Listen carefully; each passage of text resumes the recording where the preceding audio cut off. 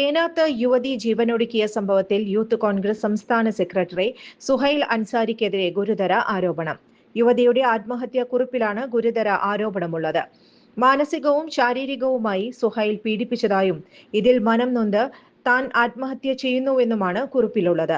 ആത്മഹത്യ ചെയ്യുന്നതിനു മുമ്പ് ജോലി ചെയ്തിരുന്ന സ്കൂളിലെ അധികൃതർക്ക് വിഷയം സൂചിപ്പിച്ച് യുവതി കത്ത് നൽകിയിരുന്നു.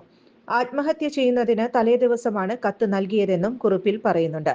പാതിരാത്രിയിൽ തന്റേതാകുമോ എന്ന് സുഹൈൽ ചോദിച്ചതായി സ്കൂൾ അധികൃതർക്ക് നൽകിയ കത്തിൽ യുവതി പറഞ്ഞിരുന്നു.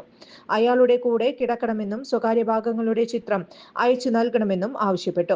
വാട്സപ്പിലൂടെ നിരന്തരം മോശം സന്ദേശം സുഹൈൽ അയച്ചിരുന്നുവെന്നും സ്കൂൾ അധികൃതർക്ക് നൽകിയ കത്തിൽ യുവതി വ്യക്തമാക്കിയിരുന്നു. ഇക്കാര്യത്തിൽ അന്വേഷിച്ച് നടപടി സ്വീകരിക്കണമെന്നും യുവതി ആവശ്യപ്പെട്ടിരുന്നു. എന്നാൽ നടപടി ഉണ്ടായില്ല. പിന്നാലെ ഈ മാസം 14-നാണ് യുവതിയെ ഭർതൃവീട്ടിൽ ആത്മഹത്യ ചെയ്ത നിലയിൽ കണ്ടെത്തിയത്. കേസുമായി മുന്നോട്ടു പോകാനാണ് തീരുമാനമെന്ന് യുവതിയുടെ പിതാവ് പറഞ്ഞു. മകൾ ഇക്കാര്യം വീട്ടിൽ പറഞ്ഞിരുന്നു. ഭർത്താവുമായി പ്രശ്നങ്ങളുണ്ടായിരുന്നില്ല. പ്രതിയും മകളും ഒരേ സ്കൂളിലാണ് ജോലി ചെയ്യുന്നത്. സുഹൈൽ മകളെ അത്രയും പ്രയാസപ്പെടുത്തിയത് കൊണ്ടാണ് ആത്മഹത്യ ചെയ്തത്, അല്ലെങ്കിൽ ഒരിക്കലും അവൾ അങ്ങനെ ചെയ്യില്ലെന്നും പിതാവ് പറഞ്ഞു.